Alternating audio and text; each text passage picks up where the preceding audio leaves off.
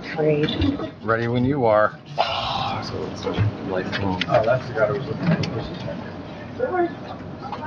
Okay, here we go. It works though. Whenever you're ready. You good? Good evening, everyone. This meeting is being held with the benefit of public notice as required by the Open Public Meetings Act. Madam Clerk, would you call the roll? Mr. Carabelli? Here. Ms. Phillips? Here. Mr. Whalen? Here. Mr. Pompero? Here. Mr. Ty? Here. Would everyone please rise for the flag salute and the invocation?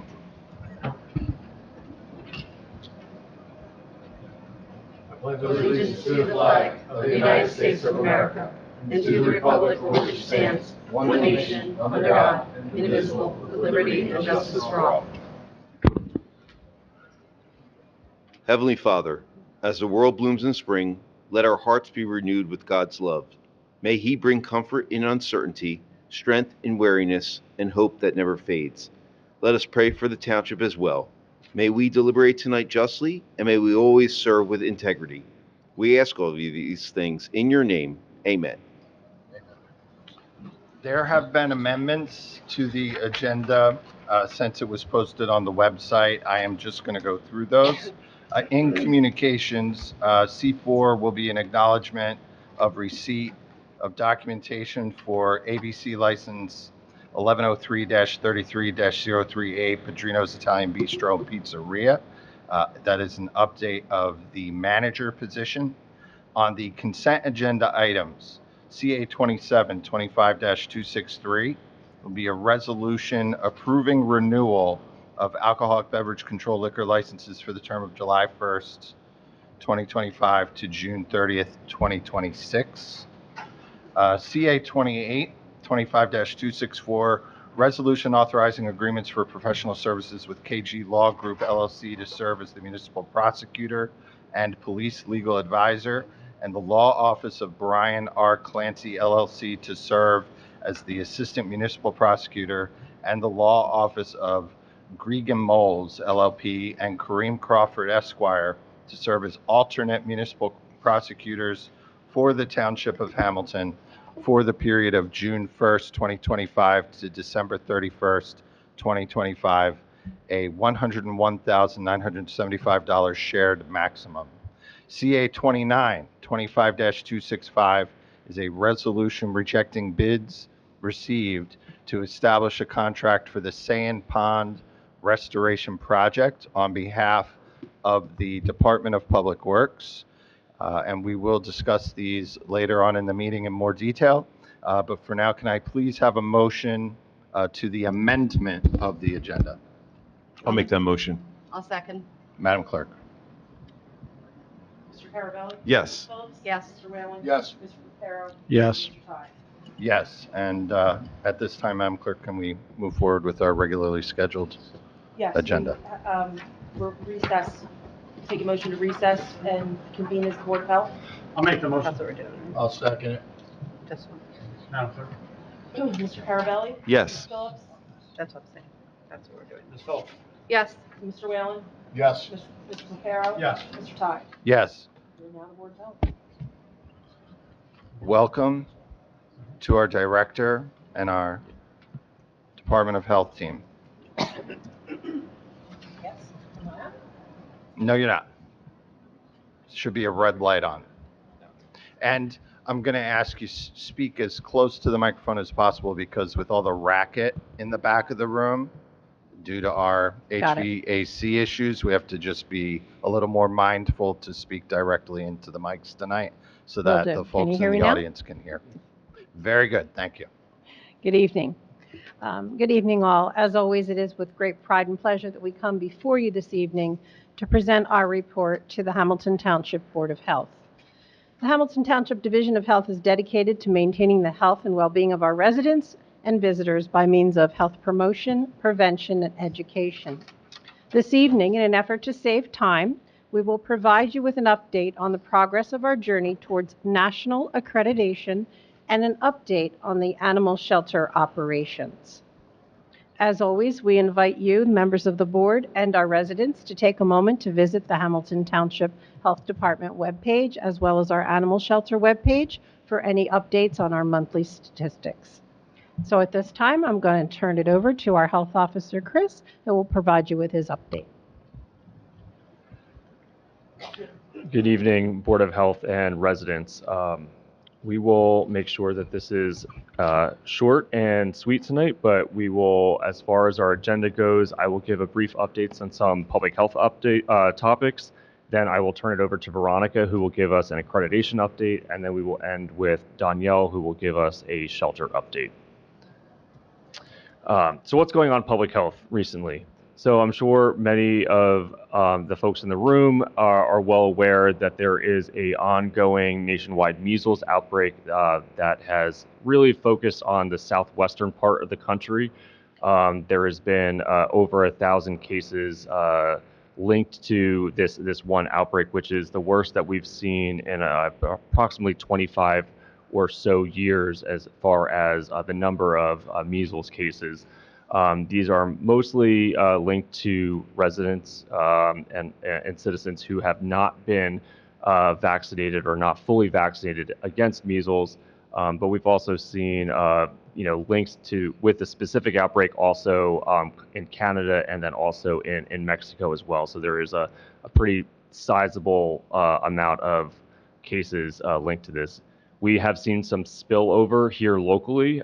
Thankfully, knock on wood, we have not had any cases here in town, but we have had cases who have visited Texas in the area come through, receive care locally, and then we've had the one case that we had from a Pennsylvania resident. We had about 30 plus individual Hamilton residents who were exposed to that individual. So our nurses and health education staff and other staff had to contact trace them. So making contact, educating those individuals, and if need be, issue quarantine orders for them. So if somebody is exposed to the measles virus, that is a 21-day quarantine if you're not fully vaccinated, or can't prove that you what your vaccination status or immunization status is. So I mean, you might have had it if you're the virus itself, and if you've had the virus, then you don't, you have lifelong immunity.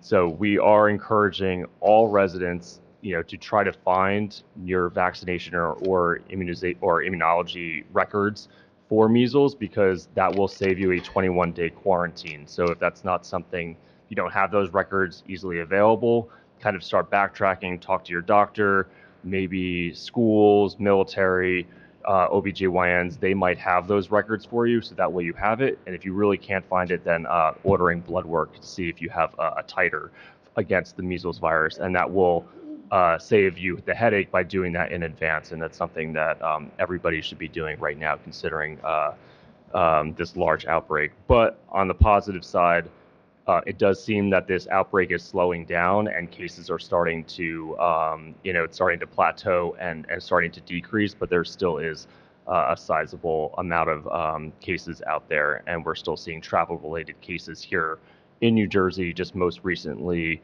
over the weekend, somebody at MetLife Stadium was positive, but it was a non-New Jersey resident there. So just something to be mindful and careful of. Something else in the news lately, and that has affected us here locally, and we talked about this a little bit at our budget hearing, is that there are significant public health funding cuts, both proposed at the federal level and then that are also making their way through the legal process in the courts in regards to our grant funding that has been pulled. So we had about $450,000 to $500,000 that we lost because of the funding cuts. Thankfully, the way that we had our grants structured and other funding, we're not losing any staff, unlike our other counterparts throughout the state. Thankfully, we were able to hold on to all of our staff members. But it does hit us in the budget and other projects that we had, that we were going to help fund. We now can't, and we're kind of in a holding pattern until it makes its way through the courts. And that also affects, our state level grants that are supposed to start July 1 that we still have not been, there's no RFA that's been released for those grants until the state budget goes. So we're kind of in a weird funding holding pattern in regards to our grants and everything. So that's also our childhood led, which is state funded, that hasn't been announced, and then other public health grants. But hopefully we'll get some of that money back. And as we get closer to the state budget being approved, we'll get those state grant applications out and then those awarded without any delay. We're rapidly, which is insane, approaching Memorial Day. So that means our inspectors are out there conducting pool inspections. We have 30 plus individual licensed pools.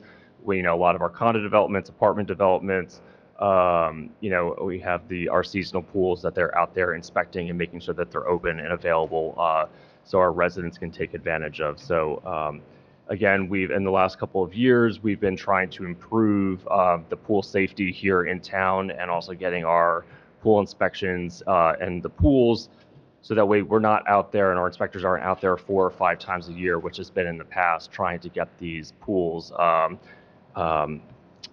satisfactory, because we have not had that in the past, and that's something that we've worked with the board and council to implement and approve reinspection fees for our pools to start, that way if they're not following the law and passing inspections, that they're going to be fined and we're able to levy those. So we did see a slight improvement over the last 2 years, and we're hoping going into this swimming pool season that we'll see even better improvement as well. But we're on schedule to get all of those pools who are ready to opened in advance of Memorial Day. And one other good piece of news is that, again, the township was awarded the Healthy Town designation from the New Jersey Healthcare Quality Index, which is run by the Hospital Association, and that's the Mayor's Wellness Campaign. So this, I believe, was the 3rd year in a row that we were awarded, which is their gold level standard of award, showing that we're taking into account the the health and well-being and having programs for our residents to make sure that they are a healthy lifestyle. So that's our Mayor's Walk, which Veronica and her health ed team, in partnership with our senior center and recreation, offer throughout the summer and throughout the township, and hitting a lot of our parks and offering free, accessible opportunities for recreation, which is great, and great to be acknowledged for that. So that is kind of a quick snapshot of what we've had going on and what's going on in public health. And now I will turn it over to Veronica to give a quick accreditation update.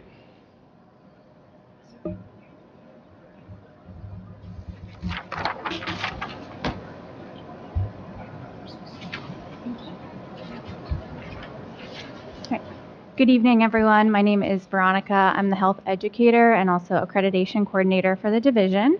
So I'd like to give you a brief update on our accreditation process. So Health Department accreditation is a national level recognition by the Public Health Accreditation Board, which I'll refer to as FAB.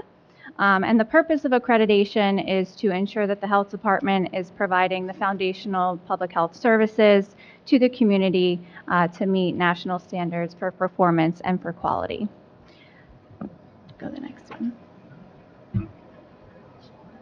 So our process started in 2022. The handout that we gave to you has a more detailed timeline, but we started preparing for accreditation by gathering our documents and getting them ready to submit, which we submitted everything in October of 2024.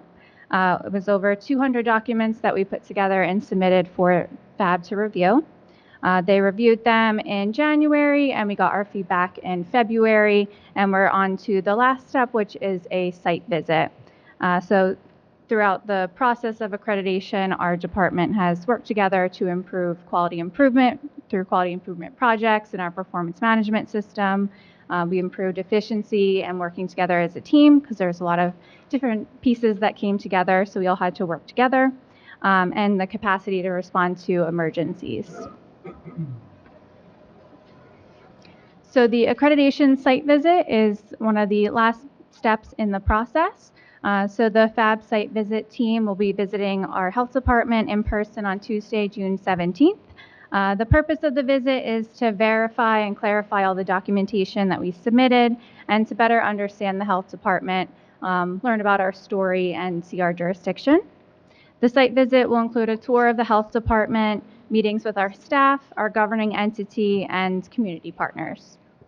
And the visitors will use the information that they gather from the visit to write a site visit report, which will be used to inform their decision to give us the accreditation status. So the accreditation decision will not be made during the site visit, unfortunately. We do have to wait for them to review everything. But the accreditation committee determines if a health department is accredited by reviewing all the documentation that we submitted and then their site visit report. So that would include their observations, their interviews with all of the community partners and staff, and the governing entity. So there's many benefits to accreditation. We've already seen some as going through the process, just kind of streamlined and made us more efficient. It helps promote a culture of quality and performance management. One of the underlying features of accreditation is continuous growth and improvement. So they like to see that we're continually growing and improving our processes and programs. It strengthens our capacity to better serve our community and increases our capacity to respond to public health emergencies.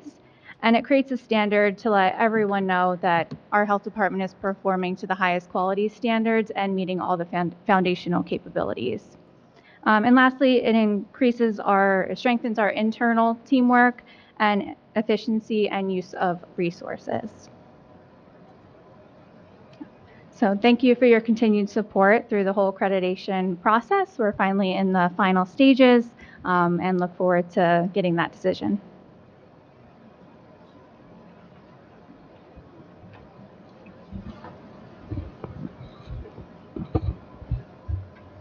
Hi there, Danielle Killian Joya, shelter manager. As of today, May 20th, the shelter is housing 39 dogs in the shelter. We have 5 dogs in foster, 2 at Bark Institute, 42 cats in the shelter, and 11 in foster care. We're also housing 1 African gray parrot who's 25 years old. Their owner, his or her owner, passed away, but that African gray is going to rescue. So we continue to work with Bark Institute as they've been instrumental in helping us find homes for several of our dogs. Currently, Doug is in their board and train program and doing well. As of April 30th, so the end of April, our department has issued 3,170 dog licenses. This is on par for what was issued in the same time in 2024, minus 86. We've identified just over 800 2024 licenses that have not yet been renewed, are in the process of issuing notices of violation to those residents who have not renewed their dog licenses. Animal control officers will be targeting residents for enforcement. So far in 2025, we've hosted 4 rabies clinics. In that time frame, 612 dogs, 114 cats, and a total of 726 animals have received free rabies vaccinations. There you go. We have one more clinic scheduled in 2025, and that is December 4th from 5 to 8 p.m. Due to the construction at the McManaman building on Scully Avenue, we've relocated the rabies clinics to Switlick Park Pavilion. So we encourage all residents to take advantage of this service, whether your pet is indoor or outdoor. It's extremely important for them to be vaccinated and protected. More information, as usual, can be found about rabies and transmission and prevention at the cdc.gov. For our volunteer program, we've onboarded a part-time volunteer coordinator, Faith. Faith will continue to host regular volunteer orientations with the addition of not just Thursday orientations, she's having a Saturday orientation for those who are interested in joining our volunteer team. As of the end of April, our volunteers accumulated 1,271 hours so far for the year. General volunteer information can be found on our webpage, as well as the the application packet. And interested volunteer candidates can email sheltervolunteer@hamiltonnj.com to sign up for an orientation. At this time, we have 79 active volunteers, active meaning those who have volunteered in the last 4 months. We have started or are planning to start buddy classes, so there are dog training classes with the volunteers and the trainer to help move volunteers up in their color codes so that they can walk more advanced or more, more experienced. Not that the dogs are more experienced, but the volunteers will have more experience. We've instituted dog walking logs to help keep track of not only for the volunteers but also for the staff to keep track of the time the dogs are getting out for walks. We currently have 1 green dog, 14 blue dogs, 15 yellow dogs, and 5 red dogs. The red dogs being the most difficult dogs to be handled by staff only. At the time I wrote this, we have 4 pending assessments. That number has come down, so a couple have been done today. The red dogs that will be handled by the staff will hopefully, graduate after being worked with to a yellow dog status and be able to be walked by volunteers. So as we, again, move volunteers up on their color code and become more experienced and hopefully work with the dogs to make them more accessible to those volunteers. Going all the way back to 2019, as usual, we keep all of our shelter statistics, including intakes and adoptions, on the shelter's webpage, and they're updated monthly. And then finally, we have new phones. Yay! So there's new phones in place. There is a phone tree when you call the shelter for extensions to make it more streamlined. So if you want to speak with animal control or dog licensing or the front desk or the shelter manager, with separate voicemails in place and things like that. So we're still working on a few kinks, but we're very happy that we have these new phones in place. So our, finally, our shelter team, including our 4 animal attendants, 4 animal control officers, 3 support staff, continue to work at making improvements to operations and our programs and services to help the animals and our residents in our community. So we encourage our community to get involved and help the shelter by adopting, of course, fostering, or volunteering. That's all I have. Thank you, Danielle. Just a couple of questions on the shelter. First of all, I want to commend over 10% of the dogs in your care are in foster care, and that's a great thing for them to not be in the shelter. Any dog that can be put in foster care, that's great. So I just want to commend the progress in the increased engagement with the foster care community. Of the dogs that went out to foster care, what color were they in your color scheme? Do you happen to? One second here. If you happen to have that information, I know I'm hitting you with, they weren't red. So one of them that I'm including in foster is still one that it was a yellow dog. She's Sylvia. She's at Bark Institute. I think they're fostering her indefinitely. Howie is being fostered by a staff member. He was yellow. Bishop is being fostered. We're probably going to consider him more hospice now. He has been diagnosed with cancer, so I believe his foster is just going to, keep him. He was blue. There was a little dog who's been in foster for quite a long time awaiting spay. She was probably green. I don't have that. Darcy's in foster. She was blue. And then Fergie is just awaiting spay. She was a green dog, but she was just recently put into foster because she's not spayed yet and she was in heat at the time. So, Great. but yeah. And we're real close on, thank you, Danielle. Yep. Guys, jump in if you have questions. But we're real close on the certification, the accreditation. Congratulations on the continued progress toward the accreditation. This is something that was done at your initiative, Chris, I believe, and under your leadership, Kathy.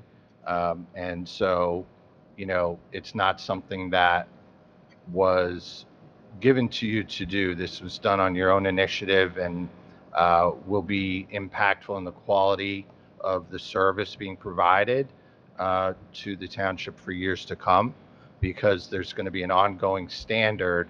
And that was really where my question was. With the accreditation, you'll have to be reaccredited periodically. What's the time frame for that? So the reaccreditation's every 5 years. Okay. Yeah. Good. Yeah. Good stuff. I'm just going to echo the comments of Council President Ty. I know this has been a long journey, and we're all going to be happy when we're through that journey and we're successful. So I know especially the people that it concerns the most. Veronica, thank you for all your work, and Chris and the team, obviously Kathy's team. We're almost at the finish line, so this is exciting. Yes, and thank you. I just want to piggyback on that, because if you looked at your timeline, the staff began this in January of Yeah. 2022, in the middle of I know. COVID. I know. And we were working diligently, not only dealing with the COVID pandemic, but also knowing that we could reach this goal if we worked hard. And it's not something that was going to be done overnight. And so here we are a couple of years later, and hopefully we're coming into the final stretches. So I'm very, very proud of my team. Not to put the cart before the horse, but in 5 years, when we go to recertify, how long does that process take, or what's that consist of? It's obviously not starting all from the beginning. Danielle, you can answer that one. You don't have to do it. So the reaccreditation process is similar in that we have to submit the documents for them to review. But the easier part about it is all of the documents are already created now.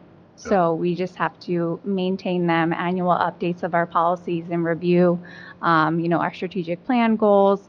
So it's really just about continued growth and improvement, so that when it comes time to submit those documents, we have an updated, policy that's ready to go. We don't have to create anything for the reaccreditation. And I believe it's less documents that they require at reaccreditation, so it wouldn't be quite as many. As it should be, right? Yes. Great One job. last question, Chris, going back to your comments about measles. First of all, thank you for alerting us all. We should all know how to access our measles quarantine records, number one. Who's enforcing the 21-day quarantine if somebody has exposure, though? So it's more of a soft quarantine. I mean, we're not parking police officers out there, but in all seriousnness, we issue, and this goes to any communicable, disease that requires some sort of staying home, measles, COVID, we knew in the beginning. So we issue, a quarantine letter. So basically it's just, a letter stating that they have to stay home for, such and such time period. It gives the, the authority of the health department to issue that. And then we check in normally for, halfway through and then at the end.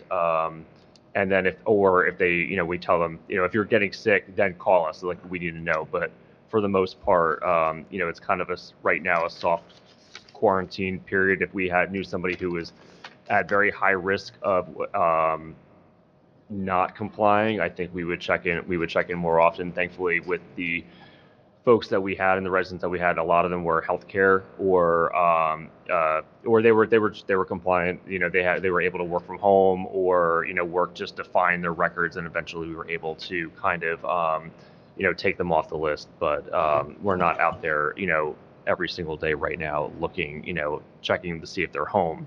But if it was a higher risk, then that's also something down the road that we might have to come to the board to enforce, because that would be something like, if let's say we had a non-compliant tuberculosis case, which could happen, and then that would require action of the board to take. Let's say if somebody was truly non-compliant, going out, not taking their meds, going out in public, then that would be something we would, get the administration and the board involved in, because we would have to go through a much more stringent legal process for that, which we don't want to deal with. But our, Burlington County has dealt with a few of those in the past number of years, so it's not out of the question. Yeah. Thanks, Chris. Unless any other comments or questions from members of council, we need to open it up to the public at this time. How do we want to? Let's see if anybody has questions. Do any members of the public have questions or comments? Yes. There's plenty of core. You could, you know what? You can leave, we leave, can move- leave the we can- table and chair and Mike right where it is. If you guys we want to can just, if you want to vacate the table, the members of the public can just sit. Maybe don't leave the keyboard though. There we go.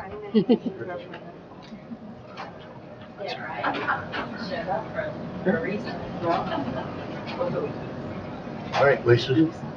Lisa? Oh, You're gonna That's What- for not, for I have now. to set this up, for this individual. Oh, okay. Oh, no way.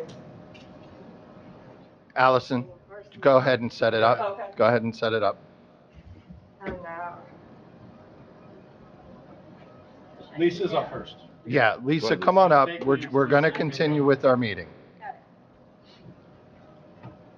Do I have to sit? Hi, Lisa.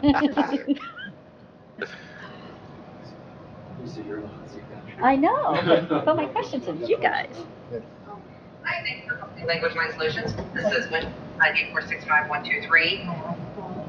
I'll be your American Sign Right, Language this is interpreter. but this is what we. Just set it up. Just set it up and No, ma'am, ma'am, can you take a seat? Allison, can you get that going and ask this person through that to take a seat, please? She's saying no because she said this is remote. She asked for someone to be here and that's not what was indicated. We don't have that capacity. We have an accommodation on the screen. No, this was a video. This is disruptive. Right.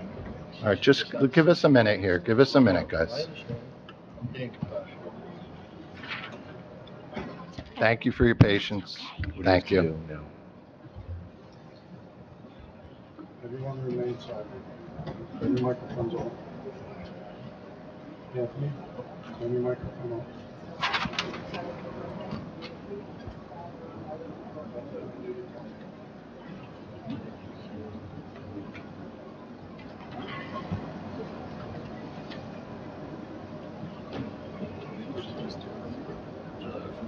This is the same person. I mean, and that is a person.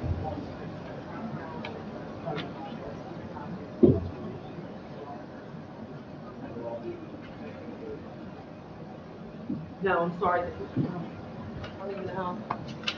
If you want to continue, I'll go out and walk. Okay?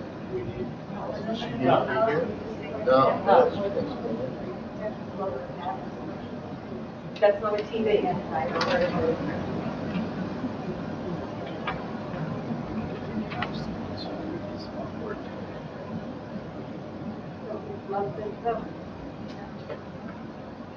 She said, who flubbed this up? That's nobody, no one. The accommodation is the accommodation was given.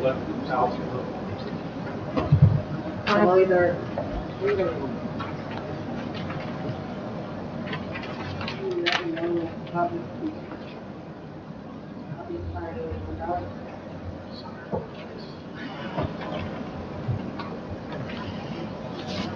All right, we're gonna go ahead and proceed at this time. Lisa? Lisa Williams, Briner Lane. I'm going to go through my questions and then, We're gonna really have to oh, talk. sorry. louder. Are we good? Into Is the, that better? yeah, into the mic, just because Okay. of the HVAC No, it's issue. okay. Thank I you. haven't been here in a while. I'm not used to this again. I'm going to go through my questions and then cycle back because if we get answers in the middle of questions, I'm likely to run out of time. So my question is, we're targeting dog licensing for enforcement. How are we doing that? Because for the population in Hamilton, even last year's number, while it's higher than the year before, is very, very low.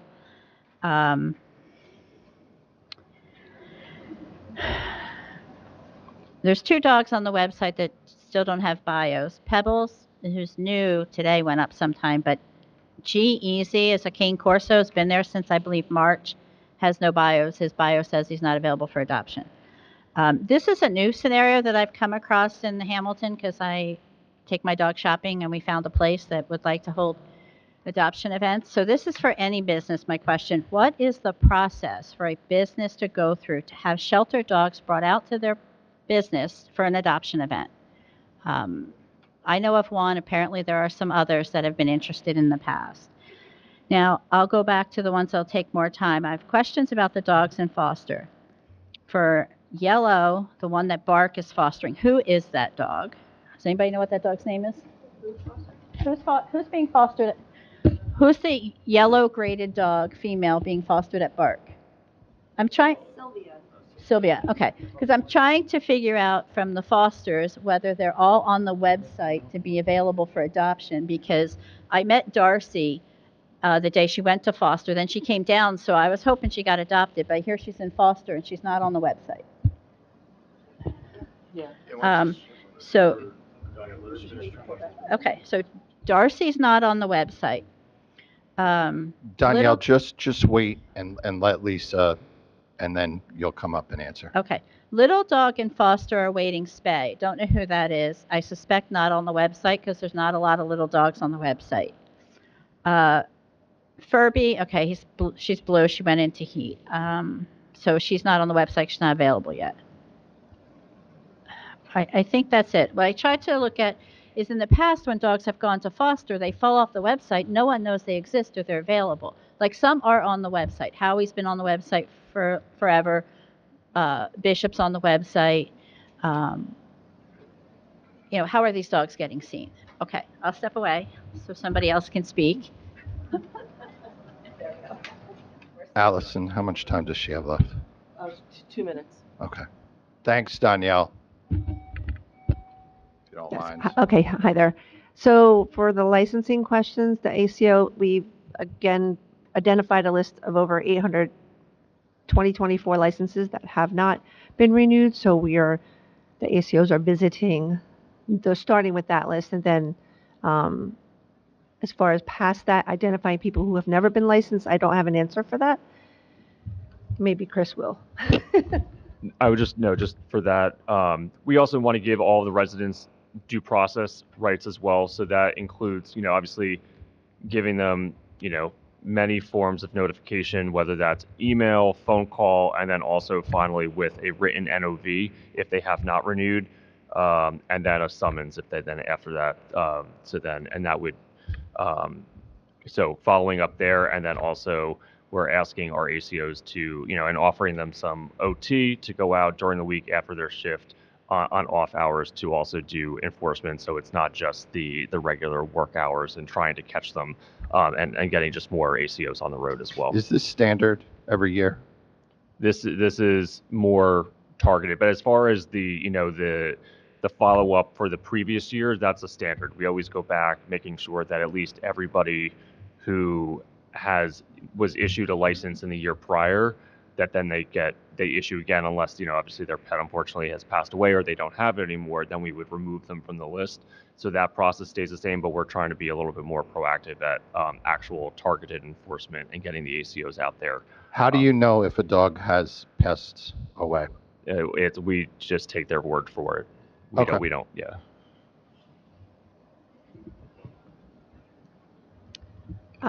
Okay, so regarding the 2 dogs without the bios, Pebbles is a dog that had come in, was in some terrible shape, had pyometra, had emergency surgery, and is blind. It's very bitey. We have a potential adopter. She was just assessed today, so we're pursuing that. I don't have a bio for her yet, as we couldn't determine her. She's a little smaller dog, but because she's blind, I believe she bites anything that tries to pick her up. So we're working on behavior modification plan for her and have a potential adopter. G-Easy is one that he just needs a bio. So I've asked the staff for his information as far as his personality type. Was a little bit more reserved when he came in and is getting a little bit better. So I will update that once I speak to his best friend staff member. Regarding the foster, so there's fostering and there's foster to adopt. So for instance, Howie, who's being fostered by a staff member, is legitimately in foster, still looking for a home. Sylvia at Bark has been at the shelter for a very long time, and Sylvia has some trust issues with strangers. Bark Institute, they're not even charging us for that. They're just legitimately fostering her. If someone was interested in meeting her, Bark would facilitate that introduction.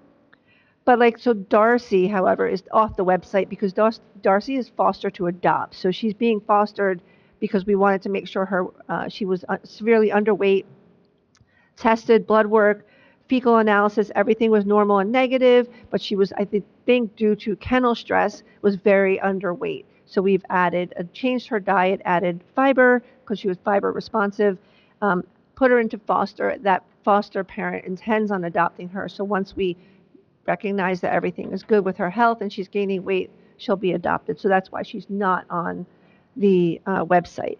The small dog that's currently waiting to be spayed was a dog that was adopted, or I should say foster to adopt, many months ago. Had a heart murmur, was just kind of drawn out by the foster, but she had an echocardiogram, is cleared for surgery, and is scheduled next month to be spayed. So at that time, when she's spayed, she'll be officially adopted, but she's still technically in foster until she is spayed. Covered? The last question Lisa had, and Lisa, you have more time if you want to ask more questions, was the adoption event process. If a business wants to hold an adoption event, is there a process in place for them to follow? So generally they would reach out to usually myself, but I would so we've had a couple of library events, where so our volunteer coordinator would coordinate adoptable animals to go there, and volunteers or staff to man the event. We've been contacted by, is it Pet Supplies Plus? Pet Supplies Plus. The owner of the store came into, so a shelter or a store manager came in, but then the store owner came in. I believe it's an internal email issue, but I've emailed him a couple times. He gave me his email address. I put in a call, so we're going to follow up with him to host adoption events. He did ask if we would be able. He has some cat habitats that we wants to have animals staying at the store, so we could showcase them all the time at the store. But there's some permitting issues that have to be taken care of before that happens. But yes, we're pursuing that. So if they email me directly, we would be happy to plan an adoption event. Thank you. Lisa, you have a couple more minutes. Awesome. I'll move over. Lisa Williams. I was just wondering more, it's on dog licensing, so it's a Chris issue. How are we targeting more people? Like, I don't want to have to be the one that says, hey, I passed the house, there's a barking dog. Is it licensed? Oops, look at that. It's not. Because I've gotten an awful lot of backlash when I followed the instructions I was given by council and township attorney a few years ago that I had to report the dogs because I knew where they were. Shouldn't be a resident's responsibility, and especially at a time where we seriously need revenue. This is a lot of lost revenue and years worth of it. So if we had done this way back when, say in 2022, when I had to report what was going on in my neighborhood, you'd be in a situation to be able to start taking that money out and using it to support the general fund. So how I'm just else are we gonna, gonna do this? and we're gonna give you your full 4 minutes, Lisa, so don't worry, but I'm gonna respectfully disagree. It's the participation of the citizens in law enforcement is actually very important. The police can't do their job without citizen participation and citizens proactively reporting crime to the police. And the same is true with the ACOs. If citizens see crimes happening, it's the responsibility of the citizen to report the crime. We rely on the citizens to report things so that we can then turn around and enforce them. Okay, I'm just going to respond to that because my property was vandalized after people received notices of violation on a Friday before Halloween, and I was been bashed left and right for reporting it. I like my tires, so I cleaned out my garage. That's why I parked there. Someone thought it was appropriate to take the stems out of the tires of my car in my driveway. So when people then know who reported something, those residents are put at risk.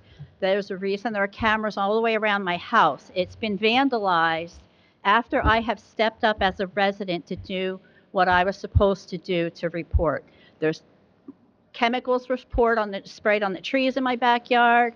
My property's been vandalized. I find all kinds of broken glass in my yard. So I disagree with that. If we have a law and there are ways that people know dogs exist, they show up at the shelter as a stray. They get adopted from the shelter. Someone goes out because there's a barking complaint. You walk down the street and you hear a dog bark. It's not that hard to look it up. So I don't think this should fall on residents.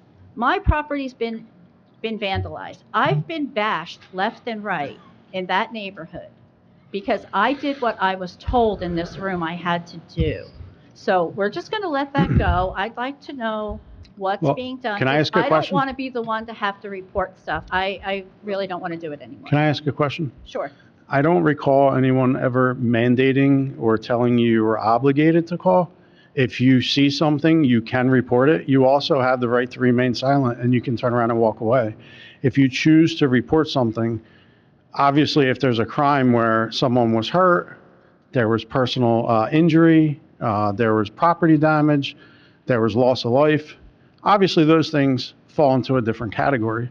I don't recall, and I would have to defer to my colleagues, I will answer that. Let me finish. I don't recall anyone from this dais ever saying anyone was obligated or mandated to do anything except maybe pay their taxes and follow the laws.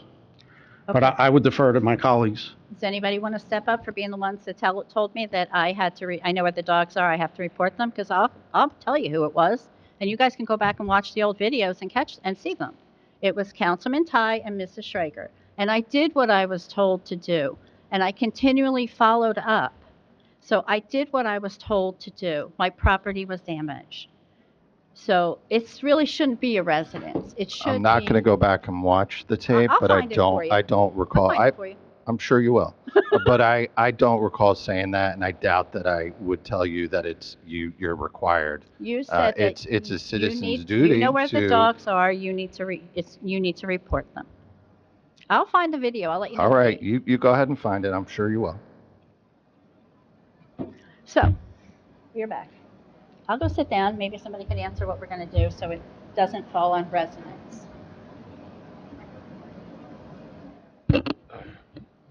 So in regards to dog licensing, so we are also, this kind of goes to put a little bit of a slowdown on this when I talked earlier about funding cuts. So we are in the process of implementing additional GovPilot or online modules for the staff, and part of that project, we were going to give all of the ACOs tablets. They still have cell phones, so they can still do it, but it would have been easier on tablets, and then they can, as they go out, actually, do more online searching, and then for the property records and getting, ACO complaints tied into the property records, so that way, as they go out, they can do that. But in regards to how we're moving forward, we're really, we're starting with those 800, plus individuals. So that's our starting point. It's only, it's May, so we're going to start there and go beyond. We can't be everywhere at once. I have 5 ACOs for 40 plus square miles and 92,000 residents. So I do need public complaints, just like my inspectors, for retail food establishments. We're only in there once a year unless we get complaints. And then we can go out and do additional enforcement actions. And it's the same thing with ACOs. We can do targeted enforcement. That means, going out in parks, talking with people, but we also don't want to be confrontational. My ACOs are not police officers.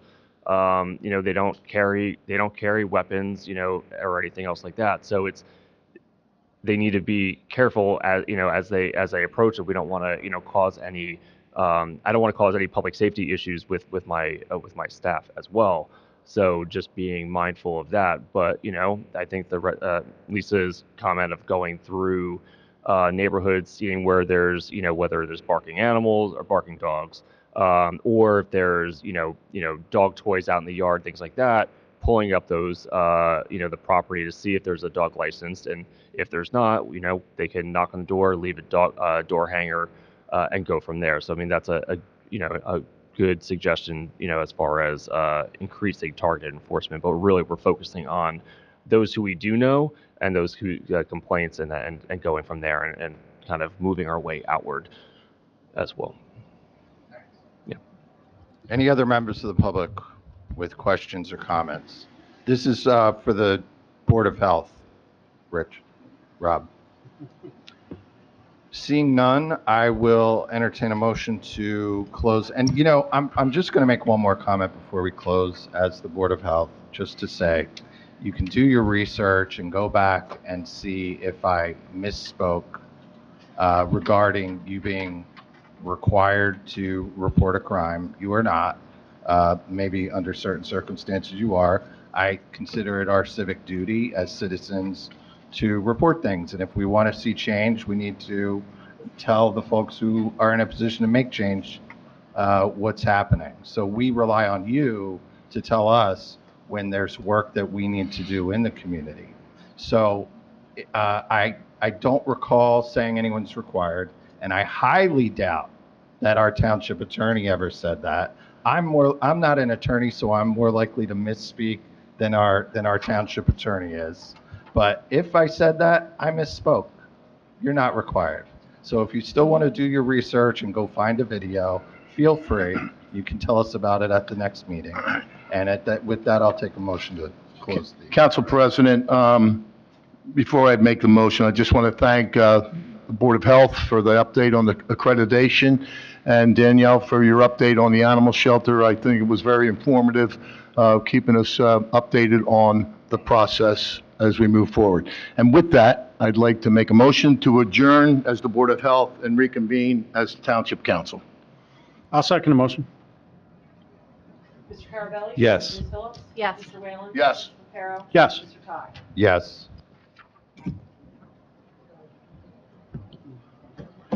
We should have moved to this next item before the Board of Health meeting, so I want to apologize to the students who've been waiting patiently.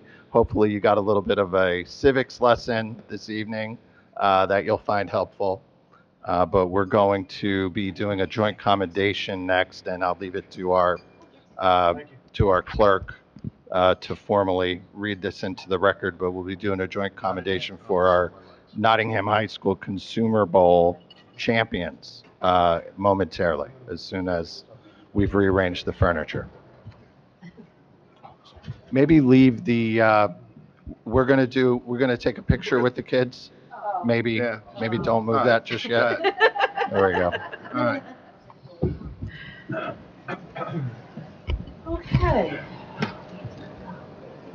I'm sorry, did you read it? I was busy. I didn't formally read it, so I don't want to steal your thunder, Allison. Communication C1 Joint Commendation, Nottingham High School Consumer Bowl, Mercer County Champions. Okay. We have commendations to hand out, whereas the New Jersey High School Consumer Bowl is... I can't hear you back here. My microphone was off inadvertently. Sorry about that. So whereas the New Jersey High School Consumer Bowl is an educational competition for high school students that was established in 1996 by Donna Giovanetti to educate young adults on a variety of consumer issues, and whereas it gives us a great deal of pleasure to express to all members of the Nottingham High School Consumer Bowl team, on behalf of the mayor, Jeffrey Martin, and this council, and all the citizens of Hamilton Township, our sincere congratulations on winning the Mercer County Consumer Bowl, and be it jointly resolved by the mayor and this council of the Township of Hamilton that this resolution of commendation be and hereby is adopted, honoring Mai Patel, the captain of the team. I hope I pronounced your name right. Mai? You say May Patel. Momentarily, a little patience. Thank you, Janice. Daniela Ortega, Raul Rivera Rios, Alexander Shah, Youssef Vindis, Michael Bendorf, the teacher and advisor. Thank you for your outstanding contribution and for the honor you've brought to our community. And it is further resolved that best wishes be and hereby are extended to all team members, families, and friends for continued good health and success in your future endeavors. Congratulations.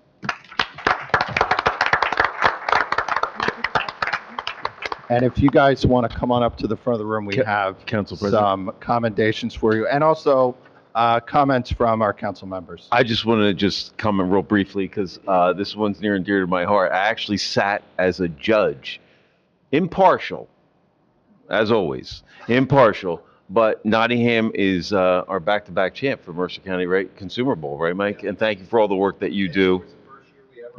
Yeah. That whole group took 3 years to get there, and this group surprised the heck out of me. Yeah. They were all new. So, great job. I got to witness it firsthand. Tremendous job, guys. Yeah. Excellent. And then we finished second in the region, too. I heard. So that's pretty impressive. Yeah. Better. Congratulations. Danielle's going to take a picture. Okay. Okay, we're gonna slide to the back, so you guys, we'll stand in front. Yes, kind of block us. Block us if you don't want. Stand on the corner, right? Yeah. Jen? Stay there, stay there. Yeah, stay right there. We're just, oh. So, congratulations. Congratulations. Great job. Congratulations. What's your name? Alex, congratulations. And your name? Yusuf, congratulations. So that means you are, well, on May. I got it right that time. Yeah, there you go. All right, here, guys. Hold that up for the camera. Each get one of these. Hold on, these ones for May. Alex, Yusuf, and then we have Daniela. And this one's for the whole team. All right. Rick, there's not one there. Oh, jeez. Yeah, I'll come up here with you guys.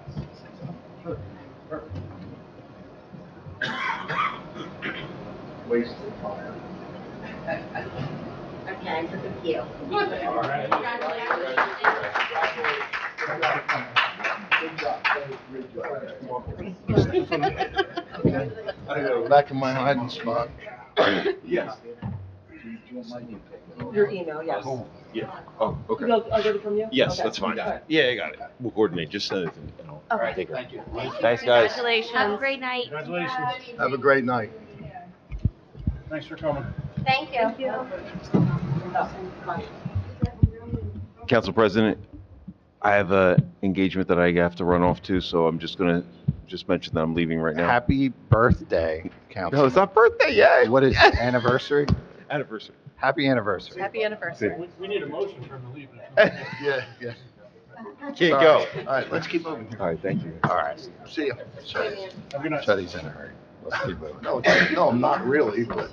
It's already been a long night, and it's going to continue to be a long night, I'm afraid, guys. So Yeah. let's Okay. just If it's okay, we'll continue. do one motion on all the communications, if that works for you. very good. Okay, moving on to C2, it's a joint commendation recognizing the month of May as National ALS Awareness Month. The theme is Amplify Community Voices. C3 is acknowledgement of receipt of documentation for ABC license 1103-31064 for the Frank J. U. Vegas Post 3525 VFW update of officers on file. And C4 is the acknowledgement receipt of documentation for ABC license 1103-33 trading as Padrino's Italian Bistro and Pizzeria. This is the update of the manager position. Do I have a motion on those communications? I'll move on C1 through C4 communications. I'll second. Madam Clerk? Mr. Carabelli is no longer here. Ms. Phillips? Yes. Mr. Whalen? Yes. Mr. Reparo? Yes. Mr. Todd? Yes. Next for your consideration, consent agenda items CA1 through CA29. Any questions or comments from council on the consent agenda? Just the one item, I mentioned to Joy earlier, but maybe she could just finish up with it. We recently bought a truck that'll carry the containers of sludge for the future, so we have a contract for one more remaining year. Now, you mentioned that they're in training process of, So, a couple of things. Go ahead. We don't actually have the truck yet. okay, Two, we are still going through the training process to make sure we have all. I thought it was, yes. All right, just talk closer, it's not picking you up. Okay, is that better? Yep. Okay, so we don't have the truck yet. We did extend it for a year, but we pay per load. So if we get everything together and we're able to start doing it ourselves, we no longer have to. that was the last part of my question. So if in 6 months everything's in order and everybody's trained. We just pay them for whatever services they But we provided always need per a load. backup. Right. Exactly. I understand. Just, I knew we did a lot recently, with the purchase of this, which I thought was a great idea, that we're spending a lot of money having somebody else haul away our sludge. And I thought it was a great idea, so I'm sure it's going to save us money down the road. So that's Thank my you. question. Thank you, Council President. Thank you. I'll note there is a labor agreement. Glad to see an agreement was reached with CWA. How long? Let's see, until 2028. We've got that. Great. Any other questions or comments from council? Seeing none, we'll open it up to the public for questions or comments only on the consent agenda item right now. Any items on the consent agenda, I should say. I think everything's pretty self-explanatory, and I have no questions. Okay. See more grants coming in too. Yep. Seeing no members of the public wishing to comment, I'll take a motion. Council President, I'll make a motion to move on consent agenda items CA1 through CA29. I'll second the motion. Madam Clerk. Ms. Phillips? Yes. Mr. Whalen? Yes. Mr. Reparo? Yes. Mr. Ty? Yes. Next for your consideration is ordinance 125-005. This is an ordinance accepting a deed restriction for a deed restricted affordable housing property with restrictions on resale and refinancing. Project named Crosswicks News at Hamilton. Property address 3332 South Broad Street, Block 2527, part of Block 17. Property owner is 3332 Hamilton Real Estate, Inc. Second reading and public hearing. Questions or comments from council? No, sir. No. No, sir. Any members of the public wishing to comment? There are, let's see, 1, 2, 3, 4 affordable units that we are authorizing here. Okay, seeing no members of the public wishing to comment, I'll take a motion. Good. I make the motion to close the public comment portion and move ordinance 125-005 on second reading. I'll second that motion. Madam Clerk? Ms. Phillips? Yes. Mr. Whalen? Yes. Mr. Reparo? Yes. Mr. Ty? Yes. Ordinance 225-006 is an ordinance accepting a utility easement and dedication of public utility agreement. The project name is Spark Car Wash.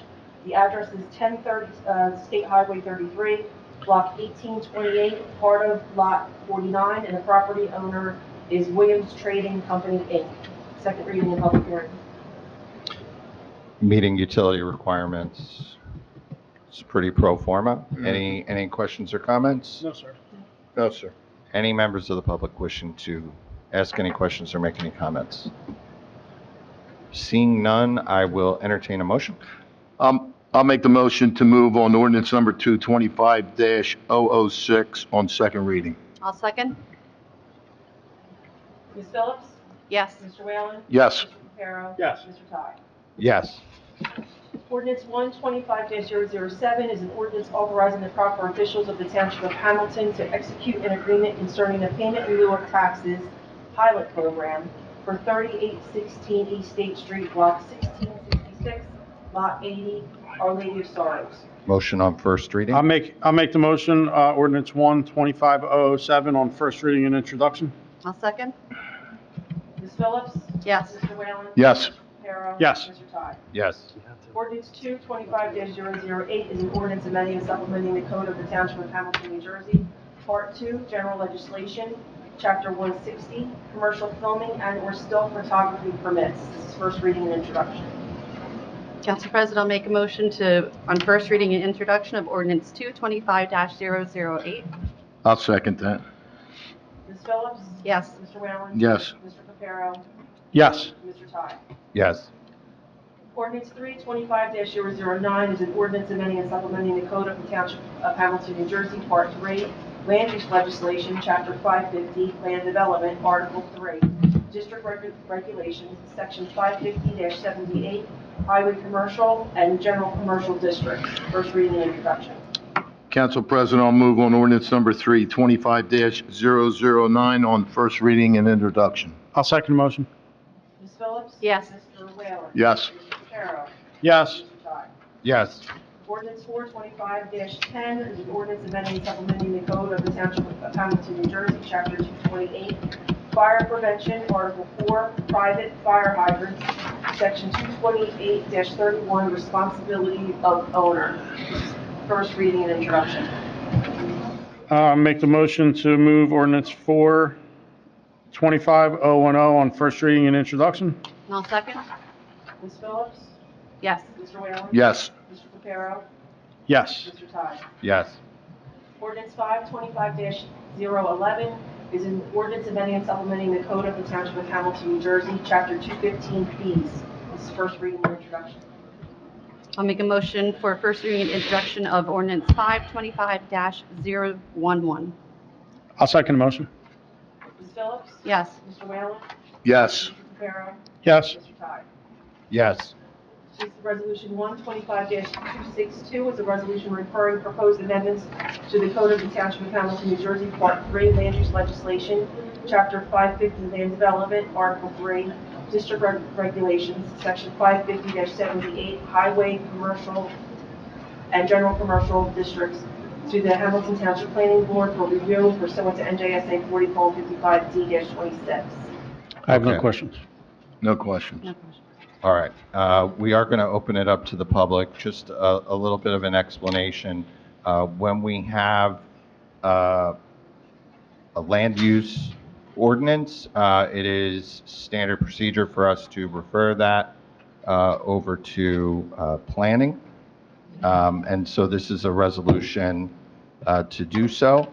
This is really, it was prompted by a solar field that we are constructing, and not all of the land that is going to be a part of the solar field was properly zoned for that. So we are adding verbiage to allow for solar, outdoor solar. I don't have the exact verbiage in front of me. I do have it here, but to allow for solar, an outdoor solar facility in the general commercial zone, which does not affect many areas of the township, but does allow us to move forward with the solar field project. And with that, I'll open it up to members of the public who would like to ask questions or make comments. Ed?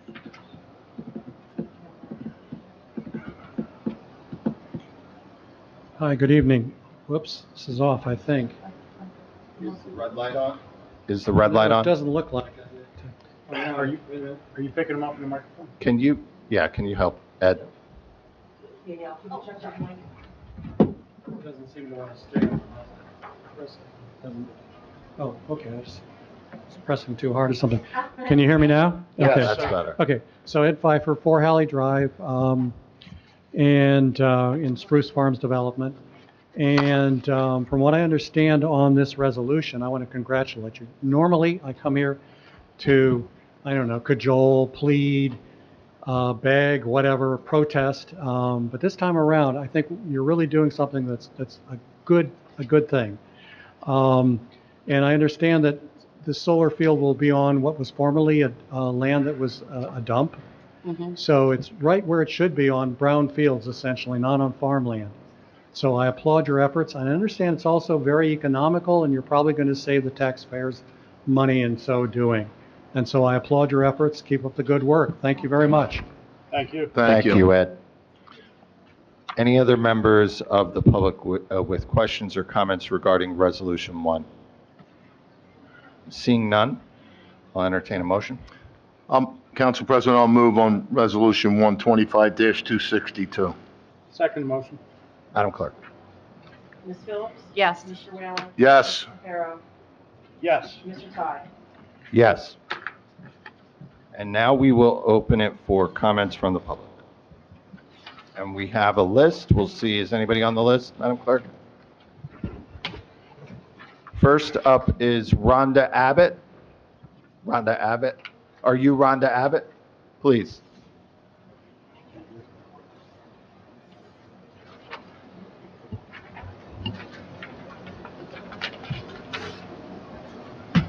How long do we get to speak?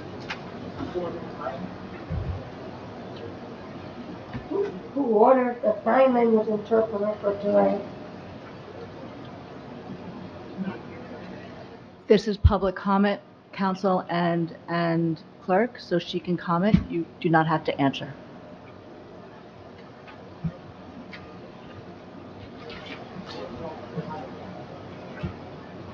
Your town does not comply with the New Jersey law against discrimination. I'm out of Hamilton Township resident. I've been by a few times. Yesterday was my first time into a township building. I've been over to your other buildings. The police department does not display this mandated poster. I don't see it on any of the 3 floors here. This poster came out on August 1st, 2022. The New Jersey law against discrimination has been doing posters since 1945.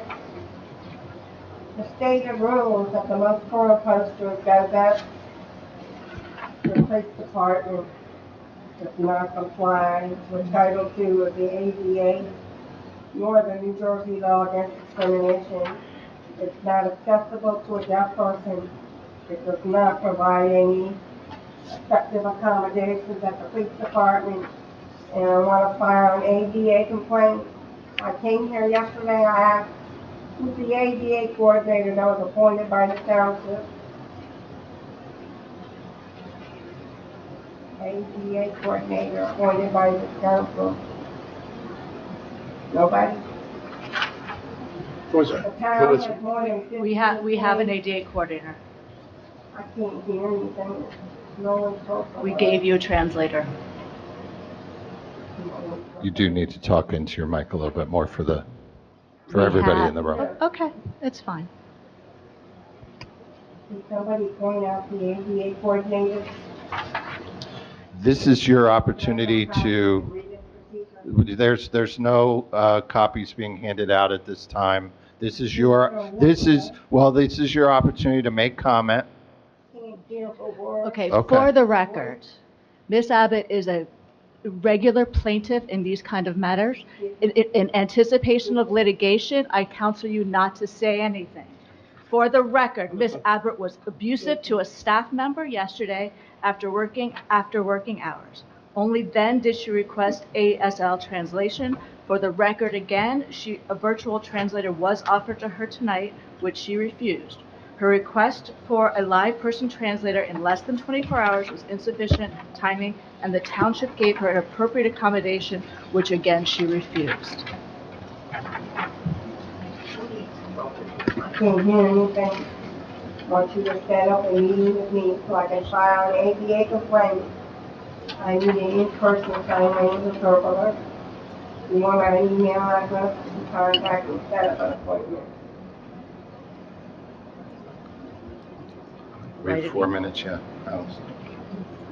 Excuse me. 45 seconds. Are we allowed to ask you questions, or you want like us to ask? No.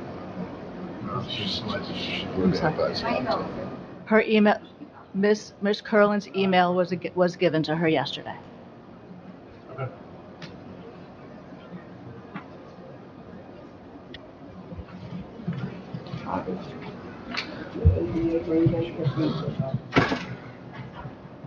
We don't have to do this. This is not the time to discuss. Not the time to discuss. I have hearing aids too. Give me name. Sorry. If I were to judge your attitude by facial expression, doesn't seem very positive. Ma'am, your time is up, ma'am. Ma'am, excuse me, ma'am. Ma'am, your time is up. Thank you for bringing this to our attention. You can have 2 more minutes after other members of, well, I'm sorry. We did offer you an accommodation, and you refused it. So your time is up. Your time is up. Your time is up. Can you step aside for other members of the public to ask questions or comments? No wonder these posters are not up in this town. I can't even stand up for 4 minutes and get any kind of effective accommodation here.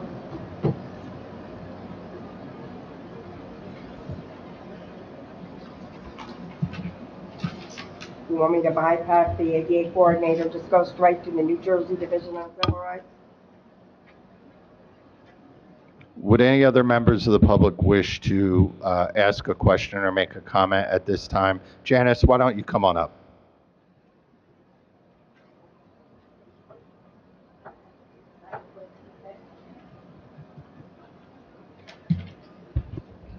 Janice Kalanick, 432 Trinity Avenue, Cornell Heights. Okay, I don't go down 33 that much at night, but only during the day. And there's never anybody at Sarah's. I assume the restaurant is closed. I can't believe it. Is it going to go up for sale? It's been trending in that direction for a while. Really? Because it was a nice restaurant. Okay, number two, Sunday was the anniversary of Good Old Rubber. Have they decided, was it arson? Has anything been settled? Alyssa, do you have any update for the public? I do. So, Try to speak into your microphone. the DEP has filed suit against the owners of the property, and we just filed to intervene in that suit as for the plaintiffs. So was it set on fire, or they're just filing something? There's no determination Yeah, there's made no yet. determination there. There's still an investigation ongoing. So what exactly is it that they filed? The NJDEP filed for under several counts, but mostly that they allowed asbestos and hazardous waste to float down the waterways because there's the creek right there. Yes, we've had it for years. Yeah, and so there's also DEP findings that find him, but that's being held right now while the litigation goes on. Because ultimately, everybody wants the property cleaned up appropriately and correctly, and the waste brought away into a safe place with the correct permits and everything else. So there's an order to show cause in June about that. So that's going to take a while for them to get this settled, because he can't clean it up till they settle it, right? Because he'll argue or whatever. We'll see what happens. Oh, okay. Because as I was going past there, the tall tower, there's two trees growing at the top there. So, it's most unique. Every time you look at it, it's such a mess. Yep, agreed. Okay. And then the parade is going to be Memorial Day? Two parades. Two parades. Groveville and Hamilton. Oh, It's okay. the, what is it, the 150th? 150th Groveville Parade. Wow. One of the oldest, if not the oldest in the country. It was started shortly after the Civil War to honor Civil War veterans. Oh, wow. This is a parade with a lot of history. Okay, but they're not both at the same time, are they? No. Groveville's, Pardon? yeah. It's early. Groveville's early, and then the Hamilton Square Parade's in the afternoon. And then Groveville is 8:30 and Hamilton Thank is you. 10 a.m. 10 a.m. Okay. 10 a.m. arrival. not in the afternoon. Okay. See that? I Now, are they misspoke. It's not in the starting at Nottingham, or are they starting down? Start at Hartman Funeral Home and walk the opposite way as the St. Patrick's Day No, parade. thank you. Right, because yes. Groveville starts at the Sunnybrook Shopping Center and walks into Groveville, and Groveville's 155 years. If you plan it right, you could go to both. Oh, well, see, I don't even know where Groveville is. I'm lucky I can find my way in. It's next to Yardville. Okay, so it's going to start at 10 here in Hamilton, and it's starting at Hartman. The time is 10 and it kicks off at 10:30. 10:30. Okay, and then it's going up towards Nottingham Firehouse. Yeah, that's correct. Okay, because when it starts the other way, you don't have to get there on time, because by the time they get there, it takes them a half hour. But if it's starting there, you got to be on time so you can see it. There's a method to my madness. Yes. Oh yeah. Okay. Well, you got it. Okay. Thank you muchly, and enjoy Memorial Day weekend. You too. Thank you, Janice. Can I ask a quick question on what Janice was talking about with the old good old site. I thought you were asking me. You're asking No, me. I'm asking our legal department. Does it come a time, right, where we don't see any action? Are we going to be able to say, guess what? We're going in and cleaning up the site and then putting a lien on the property?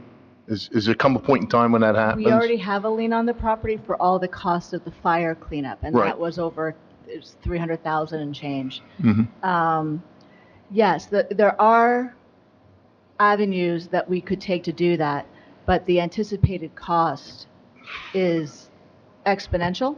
Mhm. So we are hoping that the NJDEP complaint, as well as the complaint that we filed in intervention that we're asking permission to do, which orders the defendants to do the cleanup with court oversight, that he will do it Okay, correctly. good. Just hope it's sooner than later, right? Right. Thank you. Any other members of the public who would like to ask any question or make any comment? Janice, please. Thank you very much for moving the screen. That was very kind of you so that I could see everybody. So thank you so much.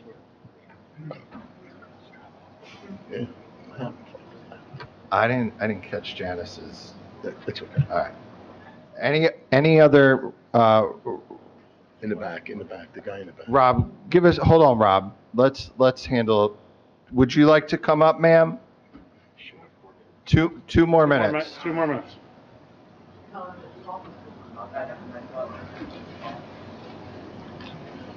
You'll have to understand. Can you talk into the microphone? Can you talk into the microphone? Can you speak into the microphone? Can we write it down? Yes. Thank you. You want me to write it down? John, if you want. Not very comfortable. Hit me.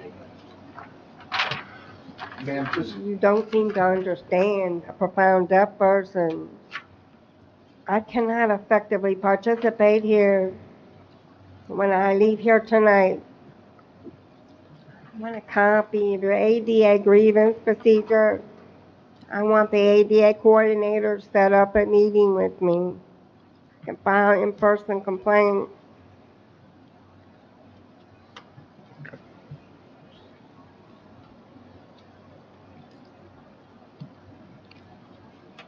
Our council appointed the ADA coordinator. They usually ratify it. Your council ratified the appointment of an ADA coordinator. I can't understand. Your council ratified the appointment of an ADA coordinator. Okay. Did we ratify? We have an ADA coordinator. Allison, how are we doing on these 2 minutes? 27 seconds.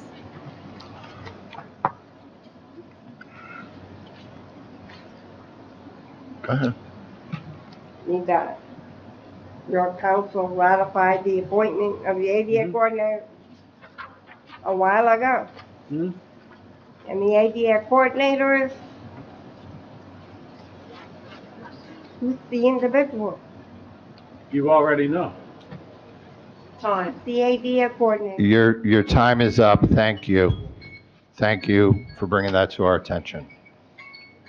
You're not pointing to the ADA coordinator. Your time is up, ma'am. Thank you. Thank you. Your time is up. We're gonna move on to other citizens who wish to address council now. Violates the ADA, New Jersey law. So your past time, ma'am. We're gonna bring up other folks who wish to comment now. Rob, would you like to come up?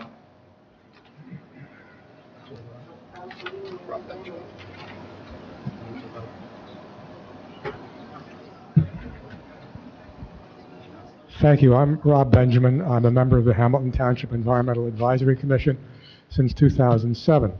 And I'd like to speak tonight about an aspect of the New Jersey Sunshine Law that I would like to see adopted by the Township Council. I come before the council to ask for a change in our policies to allow live streaming and remote attendance for council meetings as well as meetings of Hamilton's boards and commissions. The Sunshine Law requires public attendance at all such meetings, but allows for permitted exceptions. These exceptions include any physical disability or comparable barrier to in-person attendance. For example, a council member, commission member, board member, or a member of the public may be prevented from attending a meeting in person because of a physical injury, illness, or caregiver responsibility. The lack of a remote attendance option limits the ability of public officials to effectively perform their roles. It also limits the ability of the public to fully participate in civic affairs. In New Jersey, many local governments allow remote attendance at government meetings via Zoom. In our own area, based on a survey I've taken myself by making direct calls to these municipalities, these include Trenton, Princeton, Lawrence, Hopewell, Cherry Hill, Bordentown, and West Windsor. Some municipalities allow live streaming with no comments or questions from the audience. Some offer view-only live meetings on local government cable television channels or on YouTube. Hopewell Township uses Zoom for all environmental commission meetings. The key points I ask the council to consider are these. Restricting the ability of local public officials to fully participate in the public meetings due to unavoidable circumstances can and should be reversed. Restricting the ability of local residents to view and even attend public meetings with proven, secure technologies limits public participation in public life. I don't believe that these restrictions are justified, and I ask that the council end them. Thank you. Thank you, Rob. So we are in compliance with state law, and since it's something that you feel strongly about, we recommend that you contact your state legislators. I've already done that. There is a bill pending in the State Assembly 1588 that would extend the ability, the formal ability of local governments to conduct meetings via remote technologies. Right now, it's a catch as catch can. It's a real mixed bag. And if you go from one municipality to another, you will find that some follow the Sunshine Law strictly, others don't. And the reality is that the state does not really compel local governments to do this. It's available, the technologies are available, and it's up to each local government to allow or not allow them to be used. So in other words, it's local municipal governments that can make the choice to allow or not allow remote attendance. So that's why I asked the council to reverse our policy, our local municipal policy, and allow these technologies to be used. Thanks, Rob. Thank you. Nice to see you. Any other members of the public wishing to ask a question or make a comment? Seeing none, we'll move to council comments. Okay, I guess I'm going first. Obviously, the Board of Health is gone. I hope everybody enjoyed their presentation tonight. I thought it was very informative. Appreciate the questions that Lisa directed to them. Hopefully, she got some of the answers she wanted, and I'm sure she'll follow up on it. Memorial Day parade's coming, as you heard it discussed up here. The Groveville Yardville one kicks off at, say, 8 or 8:30. And the one at Hamilton Square kicks off at 10:30. So hopefully it's a beautiful day like today where everybody can get out and enjoy the weather, because I know the next couple of days is going to rain. So let's hope for good weather. With that, again, I appreciate everybody's attendance tonight, and have a great night.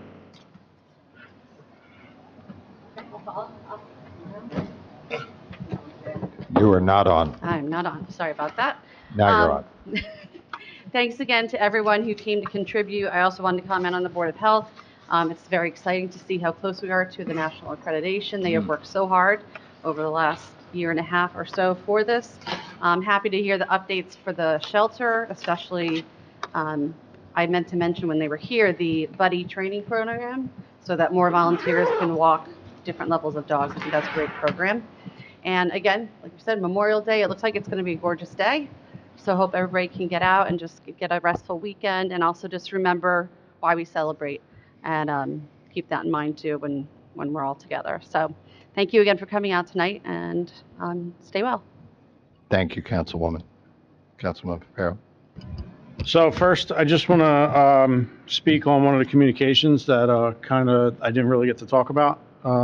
Communication 2 was recognizing National ALS Awareness Month. It's a disease that has affected my personal life with a close friend, especially for a disease that seemed to be so rare and now seems to be much more common. So I commend the mayor, his administration, and everybody that was involved in that. I think it's very important because it is, like I said, feel like it's coming back out of nowhere. And I think that's a little alarming for something that seemed to be, like I said, very rare. As far as everybody that came tonight that wanted to be a productive part of the meeting, we appreciate that. We appreciate all of the positive feedback and the negative, right? We don't know the negative unless we hear about it. We appreciate the staff from the shelter. I think we've made great improvements. I think we can still make more, but I think that goes with everything. If we're satisfied with something, then we probably won't ever get better. So I think it's important to always strive to be better, and we appreciate all the work that staff has done. We appreciate especially Steve and Lisa for always holding everybody's feet to the fire on the animal stuff, because it's very important that we stick up for those that can't stick up for themselves. So you know our feelings on that, and we appreciate you. To the rest of my family here, enjoy Memorial Day, enjoy the parade. Hopefully we see you. Hopefully it doesn't actually rain. And, I appreciate all of you and your friendship, and I hope you have a good holiday. Thank you, Councilman Papero. I'm looking forward to seeing everyone at the parades. Just a couple of takeaways from the Department of Health meeting. Concerns were raised previously about dog licensing, and there's been a response to dedicate more resources to an effort around dog licenses and enforcing the law there.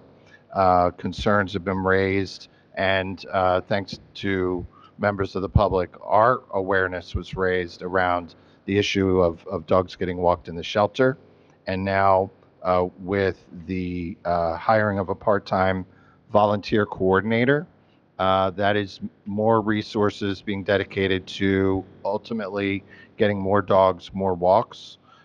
So I'm encouraged by the continued progress, the responsiveness by the administration and council to legitimate concerns that are raised by the members of the public. And we do rely on the public to bring things to our attention. Once again, we appreciate everybody who has been in attendance today, and I wish you all a happy, healthy, and safe holiday weekend, and this meeting is adjourned. 1 second. Hold on. Not yet.